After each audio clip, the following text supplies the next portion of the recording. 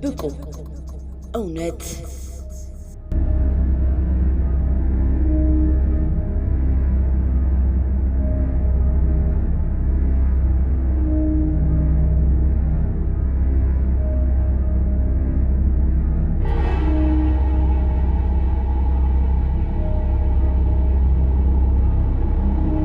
ምስራቅ ባሌ ኮምቦልቻ ወረዳ ሌሊሴ ነጋ ቀበሌ ነዋሪ የሆኑት አቶ ቶርብሼ ደጋጋ ጢማማ ገጫቸውን ተደግፈው ሰሞኑን ትዳሯን ፈታ የመጣችውን የ26 ዓመቷን ሴት ልጃቸውን ባንክሮ ይመለከቷታል። አጠር ባለው ቁመቷ ረጋ ባለ አረማመድ ወፍራም ሰውነቷን እየሳበች ከወዲያ ማዶ ስትመጣ በዓይናቸው ይከታተሏት የነበሩት አቶ ቶርብሼ ደጋጋ ልጃቸው ባሏን ትታ እሳቸው ጋር ከመጣች ቤታቸው ቤት መስሏል። እውነትም ቤትን ቤት የምታስመስለው ሴት ናት አሉና ፈገግ አሉ። የ26 ዓመቷ ልጃቸውም ፈገግ ብላ አየቻቸው። አይኖቿ ከፈገግታዋ ጋር ለአባቷ ስፍስፍ ስላሉባት አጠገባቸው ሄዳ ተቀመጠች። የ63 ዓመት ባለጸጋ ቶርብሼ ደጋጋ ከመጀመሪያ ባለቤታቸው 2 ወንድ ልጅና 1 ሴት ልጅ አላቸው። ይህችኑ ሴት ልጃቸውን ለባል ከመዳራቸው በፊት በጣም ይወዷታል። አሁን ደግሞ ባሏን ፈታ እሳቸው ጋር ስትመጣ ያ ያለ ሴት ሆና የነበረው ቤት ነፍስ ዘራ። እናታቸውን በሞት ካጡ ወዲህ አባትየው ሌላ ሴት አግብተው ነበር። እንደ ዕጣ ፈንታ ሆኖ ሁለተኛዋ ሚስት ብዙ ሳይቆዩ በህመም ምክንያት በሞት ተለዩአቸው። በሞት የተለዩአቸው ሁለተኛ ሚስት አቶ ቶርብሼ ደጋጋ ጋር ሲመጡ የ8 ዓመት ልጃቸውን አስከትለው ነበር። የ8 ዓመቱ ልጅ ከዓመታት በኋላ አድጎ ጎርምሶ መጥቶ በ19 ዓመቱ የእናቴን ሀብት ድርሻ ይገባኛል ብሎ ከአቶ ቶርብሼ ደጋጋ ጋር ሙግት ገጠመ። እንዲሁም አባቱ መሬቷን ለመውረስ ብለህ ነው እናቴን የገደልከው በማለት ዛቻና ማስፈራራት ጀመረ።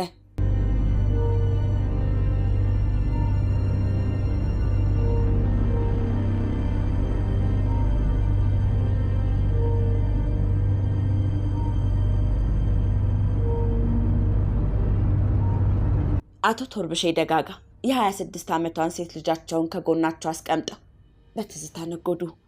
የሁለተኛ ሚስት ልጅ እናቴን የገደልከው ለውርስ ብለህ ነው ብሎ ከዛተባቸው በኋላ ከቀን ወደ ቀን ፍርሃት በልባቸው ቢነግስም ክፉ ነገር ይመጣል ብለው አስበው አያውቁም። ግን እንዳሰቡት አልሆነም። የ19 ዓመቱ ወጣት ቂም ይዟል። ያንን ለመፈጸም ሲያደባ ከርሞ አቶ ቶርብሼ ደጋጋ አንድ ቀን ከገበያ ሲመለሱ ጠብቆ እንዳይሞቱ እንዳይድኑ አድርጎ ቀጥቅጦ ጥሏቸው ተሰወረ። አቶ ቶርብሼ በደረሰባቸው ጉዳት ከሞት ቢተርፉም አካል ጉዳተኛ ሆኑ። መራመድ እንደ በፊት አልቻሉም። ማረስ፣ መጎልጎል፣ አጭዶ መከመር አቃታቸው። ይህንን ያደረገው የ19 ዓመቱ ልጅ መሆኑ ተረጋገጠ። ግን ወጣቱ ድርጊቱን ከፈጸመ በኋላ ከአካባቢው ለቆ ጠፋ። አቶ ቶርብሼ ከደረሰባቸው ጉዳት አገግመው ወደ ቀድሞ ሰፈራቸው እንደተመለሱ ደግሞ ሌላ ፈተና ገጠማቸው። የ19 ዓመቱ ልጅ አቶ ቶርብሼ ከጉዳት መትረፋቸውን ሰምቶ ከዛሬ ነገ ህይወታቸውን ለመቅጠፍ እንደሚመጣ በምሽት መጥቶ ከአንዴም 2 ይዝቶባቸው ሄደ። ከዚያን ጊዜ ጀምሮ አቶ ቶርብሼ የስጋት ኑሮ መግፋት ጀመሩ። ይህንንም ለሁለቱ ልጆቻቸው ለሸለማ ቶርብሼና ለግርማ ቶርብሼ ነገሯቸው። ሁለቱ ልጆች ትዳር መስርተው ለብቻ ቢወጡ አባታቸው የያዙትን መሬት ለመካፈል አጋጣሚውን ተጠቀሙ። ሁለቱ ወንድማማቾች አባታቸውን ለመጠበቅ ተስማምተው ተራ በተራ አባታቸውን መጠበቅ ጀመሩ። ታዲያ የ19 ዓመቱ ልጅ ዛቻ በዚያው በኑ ጠፋ።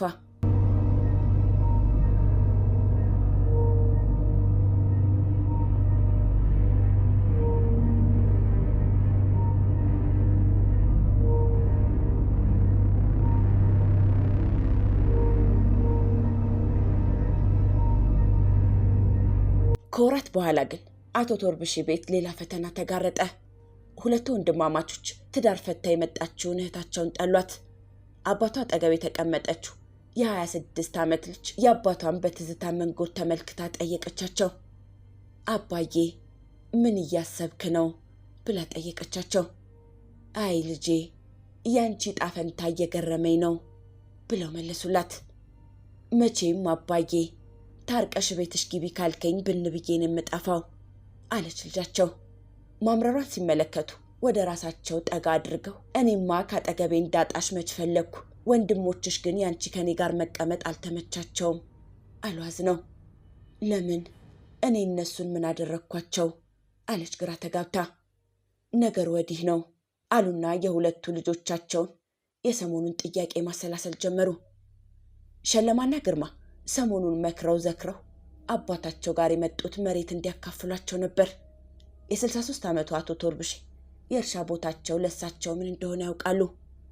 ጥያቄያቸውን ሰምተው ዝም አላሉም። ልጆቼ መሬቱ ስሞት ይደርሳችኋል፣ የማንም አይደለም የእናንተው ነው አሏቸው። ሁለቱም በአንድ ቃል ይቺ ትዳሯን ፈታ የመጣችሁስ አሉ። እሷም የድርሻዋን ታገኛለች። ልጅ አይደለችም ወይ? ለእናንተ እህት አይደለችም ወይ አሏቸው። አሃ ለካ ለዚህ ነው ትዳሯን ፈታ መምጣቷ ብለው አባታቸው ላይ ጮሁ። ከዛ ወዲህ አቶ ቶርብሼ የ26 ዓመቷ ሴት ልጃቸው ካጠገባቸው እንዳትርቅ ባይነ ቁራኛ ይከታተሏታል። ነሐሴ ወር ክረምቱ መገባደጃ አካባቢ በምስራቅ ባሌ ዞን ሌሊሴ ነጋ ቀበሌ ነዋሪ ሆነው ሸለማ ቶርብሼ ኮምቦልቻ ወረዳ ጽሕፈት ቤት ቀርቦ አባቱ ከቤት ወጥተው ከቀሩ 2 ቀናቸው መሆኑን አመለከተ። የወረዳው ፖሊስ የደረሰውን መረጃ ተቀብሎ አቶ ቶርብሼ ላይ ጉዳት ሊያደርስ ይችላል የሚለው ከጠቋሚው ተረዳ። የአቶ ቶርብሼ ደጋጋ ሁለተኛ ሚስት ልጅ የመጀመሪያ ተጠርጣሪ ሆኖ ተመዘገበ።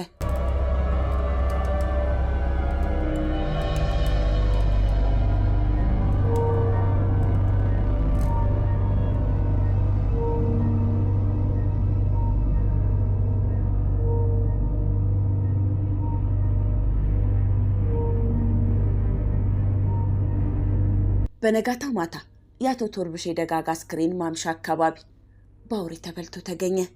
ይህም ለ26 ዓመቷ ሴት ልጃቸው ትልቅ መርዶ ነበር። 2 ወንድሞቿ የአባታችን ገዳይ የእንጀራ እናታችን ልጅ ነው ብለው ቢያስወሩ ለእሷ ግን አልተዋጠላትም። የ2 ወንድሞቿ ሰሞነኛ ነገር እንቅልፍ እንደነሳት የአባቷ ሞት ሌላ ጥርጣሬ ውስጥ ከተታት። የ19 ዓመቱ የእንጀራ ልጅ ወደዚህ ቀይ ብቅ ብሎ አያውቅም። በአባቷ ላይ በፈጸመው የድብደባ ወንጀል አካባቢውን ለቆ ከተሰወረ ቆይቷል። ዛሬ ከየት መጥቶ አባቷ ላይ ጥቃት ሊያደርስ ይችላል? ምንም ሊገባት አልቻለም። ሸለማ ቶርብሼና ግርማ ቶርብሼ የአባታቸውን ሐዘን በቅጡ ሳያስተናግዱ ወዲያው ወደ ውርስ ነበር የተሯሯጡት። ይህ ደግሞ ለታናሽ እህታቸውም ሆነ ለቶርብሼ ደጋጋ ቤተሰቦች ሌላ ጥርጣሬ ፈጥሯል። ፖሊስም በዚህ ላይ ተመስርቶ ክትትሉን ጀምሯል።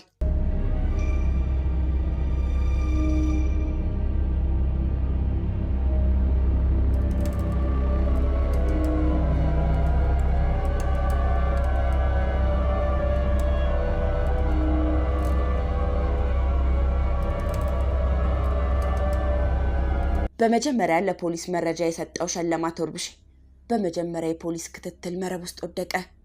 መኖሪያ ቤት ውስጥ የአቶ ቶርብሼ ደጋጋ አልባሳትና የመሬት ይዞታ ማረጋገጫ ደብተር ተገኘ።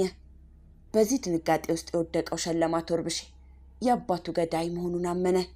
ድርጊቱንም የፈጸመው ከታናሽ ወንድሙ ግርማ ቶርብሼ ጋር መሆኑን መርቶ ለፖሊስ አሳየ። ድብቁ እውነት እዚህ ጋር ተፈታ። ሸለማና ግርማ ለመሬት ብለው በአባታቸው ላይ የጭካኔ በትራቸውን አሳረፉ። ፖሊስ የሁለቱን ወንድማማቾች የክስ መዝገብ በሕክምናና በሰው ማስረጃ አጠናክሮ ለአቃቤ ሕግ ላከ። የምስራቅ ባሌ ዞን አቃቤ ሕግም የክስ መዝገቡን አደራጅቶ ለከፍተኛ ፍርድ ቤቱ ላከ። ምስራቅ ባሌ ዞን ከፍተኛ ፍርድ ቤት ሸለማ ቶርብሼና ግርማ ቶርብሼ በፈጸሙት ግድያ ወንጀል በዕድሜ ልክ እስራት እንዲቀጡ ወሰነባቸው። ውርስ እኔ ብቻ ልብላ አሳዛኝ ድርጊት ፈጥሮ አለፈ። አባት የሴት ልጃቸውን ሕይወት ለማቅናት እንደሻቱ አለፉ። የ26 ዓመቷ ልጅ ድብቅ እውነት ተፈቶ የአባቷ ገዳዮች ወንድሞቿ መሆናቸውን ብትረዳ ዛሬም የአባቷ ሐዘን ሳይወጣላታለች። የአባቷ አባትነት ፍቅር ከቁጥር ሳይገባ አመድ አፋሽ መሆናቸው ዘላለም እሳት ሆነባት።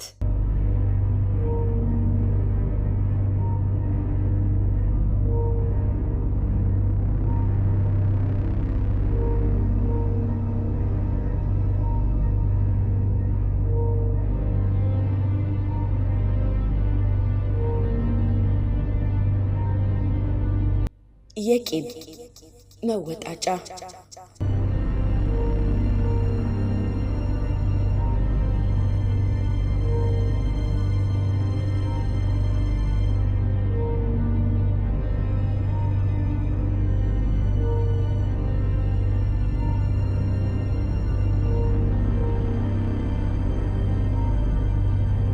ሁልጊዜ ሰዓት እየጠበቀ ከትምህርት ቤቱ በሚወስደው መንገድ ዳር ባለው ካፍቴሪያ ውስጥ ተቀምጦ የአይን ረሃቡን ይመለከታል። የአስፓልቱን ጠርዝ ይዞ የተሰራው የገደብ አሳሳ ሁለተኛ ደረጃ ትምህርት ቤት መግቢያው በር ሲከፈት ተማሪዎች በቡድን ሆነው ግር ብለው ይወጣሉ። በዚህ ሰዓት ካፍቴሪያ ቁጭ ብሎ የአይን ረሃቡን የሚከታተለው ዮናስ ቡታ ይቅበጠበጣል። በቡድን ሆነው የራሳቸውን ወግ እያወጉ ከሚጓዙ ሴት እንስት ተማሪዎች መካከል የሱን ቀልብ የሰረቀችው ወጣት ከወንዶች ተማሪዎች ጋር ካያት ልቡ በቅናት ርር እያለ ተቸግሯል። ዮናስ ቡታ በምዕራብ አርሲ ዞን ገደብ አሳሳ ወረዳ ነዋሪ ነው። ከልጅነት አንስቶ እስከ ጉልምስና ድረስ ለተቃራኒ ጾታ ቦታ ሰጥቶ አስቦ አያውቅም ነበር። አሁን ግን ያልታሰበና እንግዳ የሆነ ስሜት ቀን በውኑ ሌሊት በህልሙ እየተፈታተነው ይገኛል። በምን መንገድ ልቡ እንደገባች ባያውቅም እሷን ሳያይ ውሎ ማደር አልሆንልህ ብሎታል። ከትምህርት ቤት ስትወጣና ስትገባ ባሻገር ካለው ካፍቴሪያ ቁጭ ብሎ ይመለከታታል። የዮናስ ቡታን ቀልብ ገዝታ ፈተና የሆነችበት የ20 ዓመት ወጣት ናት። ዘለግ ያለ ቁመና ያላት፣ የተረጋጋ ስብዕና የተጎናጸፈች፣ አንገቷን ደፍታ የምትጓዝ ነች። ዮናስ ደግሞ ከሷ ወጣ ያለ ባህሪ ነው ያለው። የፈለገውን ካላገኘ ይጨንቀዋል፣ ይጠበዋል፣ ያንጨረጭረዋል። በተመቻቸ አጋጣሚ የ20 ዓመቷን ወጣት ለመግባባት ጊዜ አልወሰደበትም። በረፍት ሰዓት እየሮጠ በመምጣት አይቷት ይመለሳል። ከጥቂት ጊዜያት በኋላ መንገድ ላይ እየጠበቀ ወደ ትምህርት ቤት ይሸኛታል። የ20 ዓመቷ ወጣት ልጅ የዮናስ ቡታ ሁኔታ አላማራትም። ተራ ትውውቅ የመሰለው ግንኙነት እያደር ዮናስን አዲስ ወደ ሆነው ስሜት እየከተተው እንደሆነ ተረድታለች።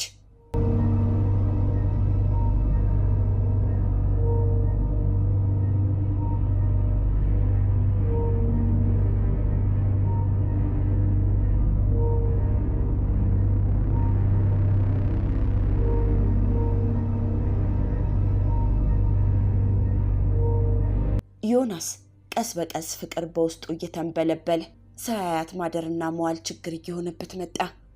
ለ20 ዓመቷ ወጣት ደግሞ ያልታሰበ ፈተና ሆነባት። ወጣቷ የጓደኞቿ መነጋገሪያና መጠቋቆሚያ ሆነች። ይህ ነገር ድሆ ቤተሰቦቿ ዘንድ ደረሰ። ቤተሰቦቿም ሳይውል ሳያድር ነገሩ መቀጨት እንዳለበት አሰቡና ቁጭ አድርገው ጠየቋት። ያለውን የነበረውን ለቤተሰቦቿ ተናገረች። ቤተሰቦቿ ዮናስን በንቃት መከታተል ያዙ። ዮናስ ተጨንቋል። ቀስ በቀስም የአይኑ ረሃብ ከአይኑ ስትርቅ ታየው። ይህ ደግሞ በውስጡ ቁጭት እንዲጠነሰስ ምክንያት ሆኗል። ጓደኞቹን አማከራቸው። ጓደኞቹም ከሁኔታው እንደተረዳ ነው ልጅቱ የቤተሰብ ጫና ያለባት ይመስላል እንጂ ካንተ ጋር ለመሆን የጠላች አይመስለንም። ስለዚህ ቤተሰብ ሽማግሌ ላክና በባህሉ መሰረት ጠቅልላት፣ ቤተሰብ የሚፈልገው ይህንን ክብር ነው ብለው አማከሩት። ዮናስ ጓደኞቹ ይህንን ምክር ከለገሱት ወዲህ እንቅልፍ አጥቶ ሲሯሯጥ ሰነበተ። ሽማግሌዎችን ለመላክ ወሰነ። የ20 ዓመቷን ወጣት የሚያስተዳድርበት በቂ ሀብትና ንብረት አለው። ቤተሰቦቿም ይህን ያውቃሉ። ስለዚህ በአስቸኳይ ሽማግሌዎችን መላክ፣ ከዚያም የአይኑን ረሃብ የግሉ ለማድረግ ተመኘ።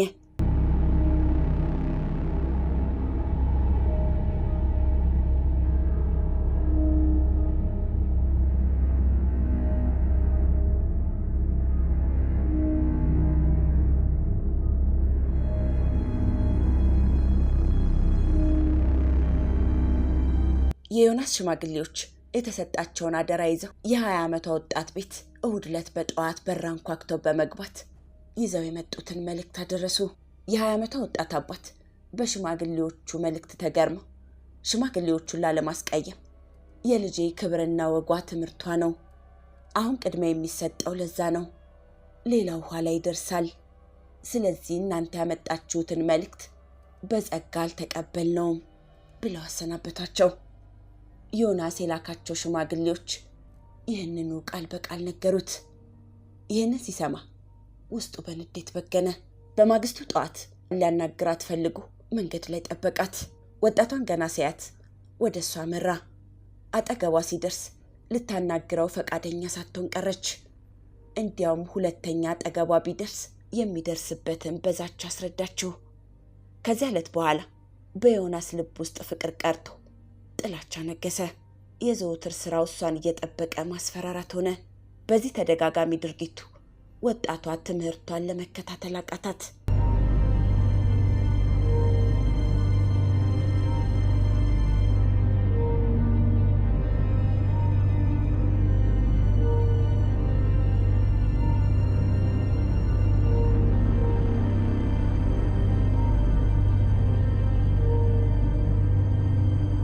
ቤተሰቦቿ ይህን በመረዳታቸው ለልጃቸው ህይወት ተጨነቁ። ያም ሆኖ ቀን ቀንን በወለደ ቁጥር የዮናስ ጉዳይ አሳሳቢ በመሆኑ ወጣቷ ልጅ ካጠገቡ ዞር እንድትል ቤተሰቦቿ ወሰኑ። ዮናስ ይህንን አልሰማም። የአይኑን ረሃብ ቢጠብቃት ሰሞኑን ብቅ ሳትል ቀረች። ቀስ በቀስ ግን የእሱን ዛቻና ማስፈራሪያ ፍራቻ ወጣቷ ከቤት እንዳትወጣ መከልከሏን ተረዳ። በዚህ ጊዜ የተጠራቀመ ቂምና ጥላቻ በቤተሰቦቿ ላይ አሳደረ። እንዴት አድርገው እንደሚበቀላቸውም አሰበ። ቀን ከሌሊት ዮናስ እንቅልፍ አጥቶ የሚያስበው የአይን ረሃቡን ነበር። ዛሬ ግን ተቀይሮ የጋብቻውን ጥያቄ ገሸሽ ያደረጉበት የወጣቷን ቤተሰቦች ቆሽታቸውን ድብን እርር የሚያደርግ ነገር ሲያወጣና ሲያወርድ ሰንብቷል።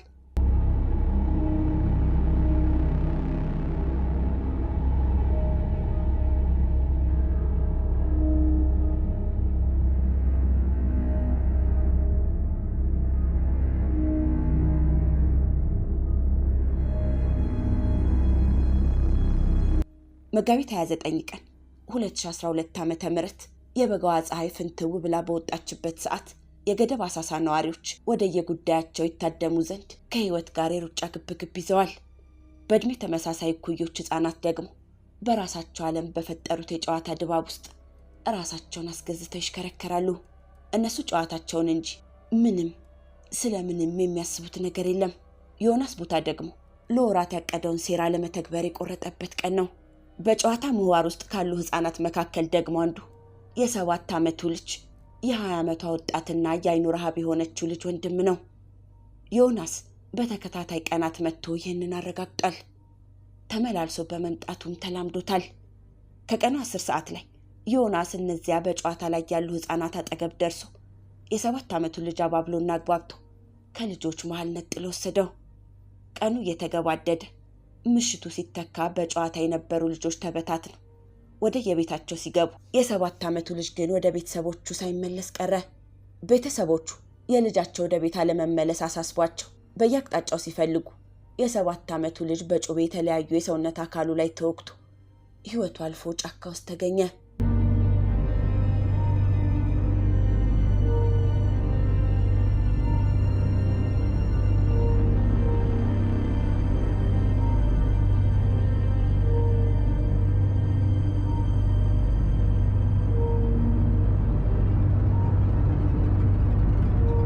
በለቱ የነበረውን ነገር ሁሉ ፖሊስ ለማጣራት ጥረት ሲያደርግ 10 ሰዓት ላይ ከጨዋታ ላይ ከልጆች መሃል ነጥሎ የወሰደውን ግለሰብ ማንነት ከህፃናቱ ተረዳ። ዮናስ ቡታ ከ7 ዓመቱ ልጅ ጋር የሚያገናኘው ነገር ፖሊስ በምርመራው ደረሰበት። የህፃኑ ቀብር በለቅሶና በዋይታ ተፈጸመ። ወጣቷም ከማንም በላይ የተጠያቂነት ስሜት ልቧን በጸጸት ፈጀው። ዮናስ በ3ኛው ቀን በተሸሸገበት በቁጥጥር ስር ዋለ። ፖሊስም የክስ መዝገቡን በሰውና በሕክምና ማስረጃ አጠናክሮ አጠናቀቀ። አቃቢ ህግም አንቀጽ ጠቅሶ ክስ መሰረተ። የምዕራብ አርሲ ዞን ከፍተኛ ፍርድ ቤት ዮናስ ቡታ በፈጸመው ወንጀል ጥፋተኝነቱን አረጋግጦ በ19 ዓመት እንዲቀጣ ወሰነበት። የ20 ዓመቷ ወጣት በተለይም የወንድሟ ሞት የእግር እሳት ትቶባት አለፈ። ወንድሟ ለሷ መከታ ባይሆንም መስዋዕት ግን ሆኖባታል። የቂም መወጣጫ ይሉት ይህም አይደል